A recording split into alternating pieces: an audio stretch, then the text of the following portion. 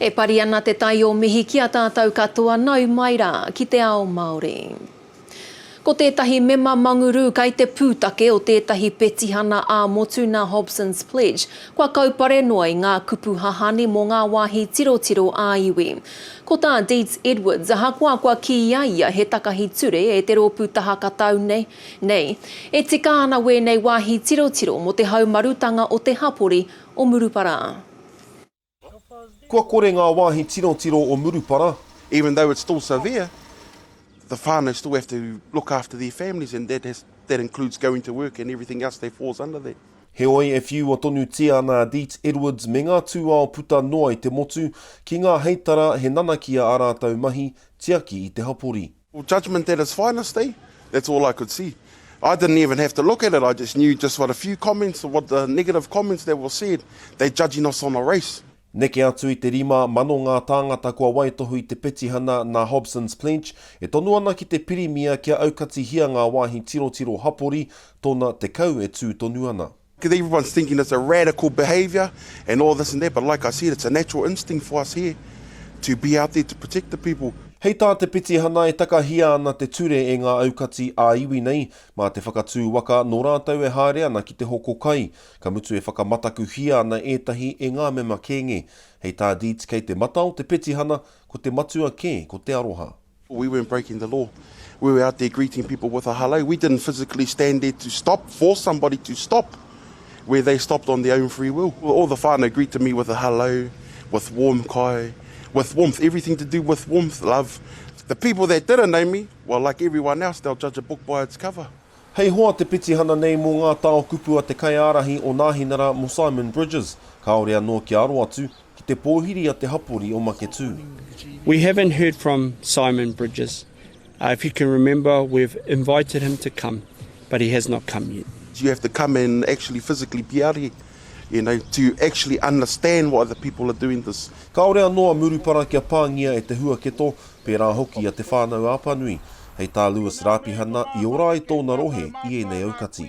Kia hau nei ngā te aroha, ngā te kaha o te iwi, kia pērā i te āhuatanga. Ora tēnei ka mihi atu kia rātou katoa e mahi ana i ngā mahi. O tia ke hei tā te tari pirihimana ka aukati hia ngā wāhi tirotiro katoa, ka heke ana ki te ohiti tuarua. Engari e mea nā te whānau āpanui me etahi atu iwi, mā rātou anō rātou, hei kōrero. Kere ama right, te Ao Māori. Mō tērā tuarua karapīpiti, kāre he tangata kē atu kua pāngia e te mate uru tā. Ko tahi mano e whārau waru te kau mā ono te tōpūtanga tūroro. Toko whā ngā tāngata kei roho hipera, ko tahi mano e torurau mārua ngā tāngata kua whakamaui ake i te mate nei. Ko tahi rau e rua te kau mā ono ngā uri Māori e whitu te kau mā iwa ngā uri Pasifika kua pāngia.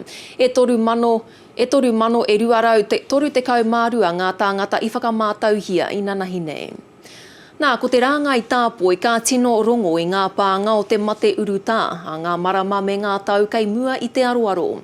Ko te hunga kakaha Pākia, ko ngā pakihi Māori, e whakawhirinaki atu ana ki te tāpoi a ao, e whai oranga i rātau. Nō reira ka aha te kāwanatanga hei whakahau maru ake i e nei pakihi. E mōhio ai tātou kia whakawhiti matao rā atu kia heta gārna e tū mai ana ki pāre mata. E heta kātahi te wā taumaha mo te rāngai tāpoi neha.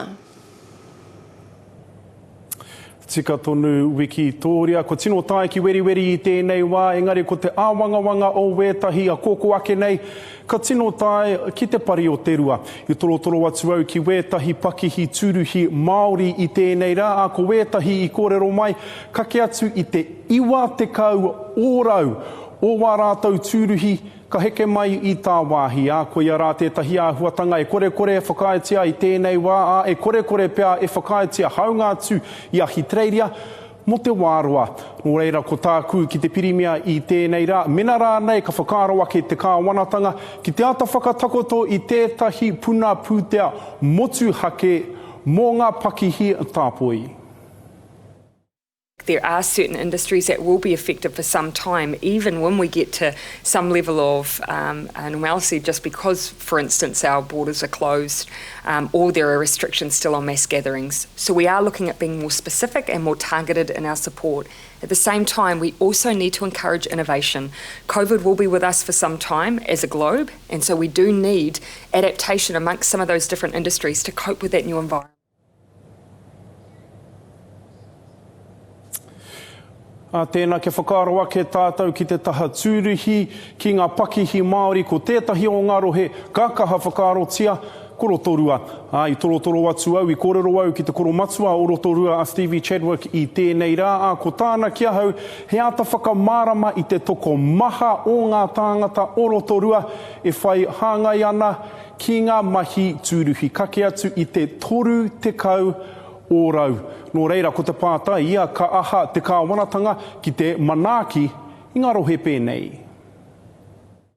What would the government be doing then to help cities like Rotorua? I was speaking with the Mayor this morning, pre-COVID, 32% of the people in Rotorua were a part of the tourism workforce. That's a third of the workforce. What will you do to stop these cities becoming ghost towns? Two things, of course, is that domestic tourism is part of our tourism infrastructure, for some more than others.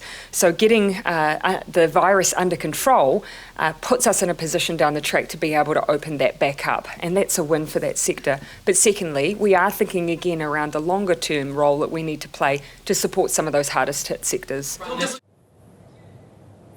Tēnā I puta hoki ko te mahere ki te taha pakihi, ki te taha pūtea. O te apiti hana o te kaiarahi o nā hinara a Simon Bridges, a ko tāna kaua e māhora noa I ngā pūtea ki ngā pakihi katoa, engari ke tukuna noa ki wera pakihi, kai te pari o te rua. It is both more generous for the businesses that need it, but it is also, on the other side, more targeted. And that means we're not wasting taxpayers' money. Look, big law firms like I used to work for don't need this money. Small shopkeepers, tourist operators, some of those players who are not only struggling but could well go out of business, they need it. My message to Māori business owners, to all Kiwi business owners is we get it. We understand the pain you're going through right now. We know that the next couple of weeks are crucial ones for you, and that's why we're here putting forward our positive proposals about cash in the pocket of your business when you most need it, and ways to think about how we can get your growth back. Tēnā ko tētahi o ngā āhuatanga, tētahi o ngā kōrero I kaha paororo ki ngā pakitara o tēnei whare I tēnei rā.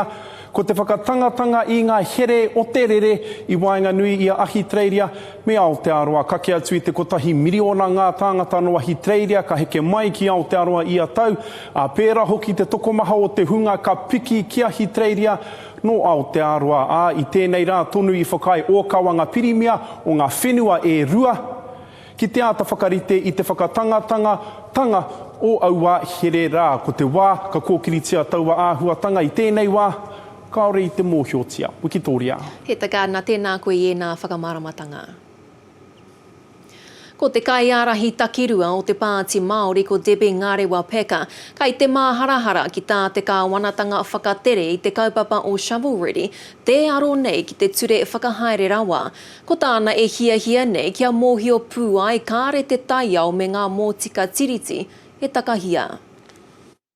Kei te pōhiri mai a NGAREWA-PACKER I te whakarauoratanga o te ohanga, he oe ke te āwangawanga hoki ia, ka pēhea a ngai Māori. And I guess we need to make sure that we are progressing and fast-tracking things for the right reasons, and the sense of urgency is going to match what we need urgently as Māori, and it's not something that's going to undermine the rights of us as Māori or as the community. Ko tētahi o ngā maruhi matua o tā te kāwanatanga whakaaro kia whakatere te ohanga ka hohoni te ture whakamanawa rawa e mea ana, me kōrero tahi ki ngā kaunihera ki ngā rōpū hapori anō hoki.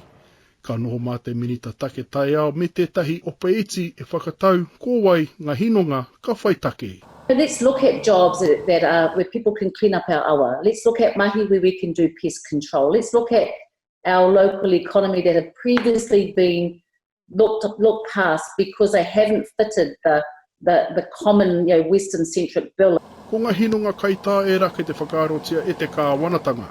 Hei tā te heamana o ngā tiruanui, me whaitake hoki ngā hinonga hapuri, whakatika tai ao. There are some process challenges. I wonder how they're going to deal with some of the challenges that are just going to bring unrest from an iwi Māori perspective or whānau perspective, and who will be the intermediary. Ki te mana te pire nei ka hiki nā no hei te rua tau e tū mai nei, ko tā NGAREWA-PACKER titiro e toru ngā ngaru nui ka heke mai ia wa tau e rua. However, it is going to last for 2 years. And I would imagine the first wave is going to be some big infrastructure. It's going to be interesting to where the last wave in the 2 years is going to go. So we need to be really vigilant in making sure that there's accountability.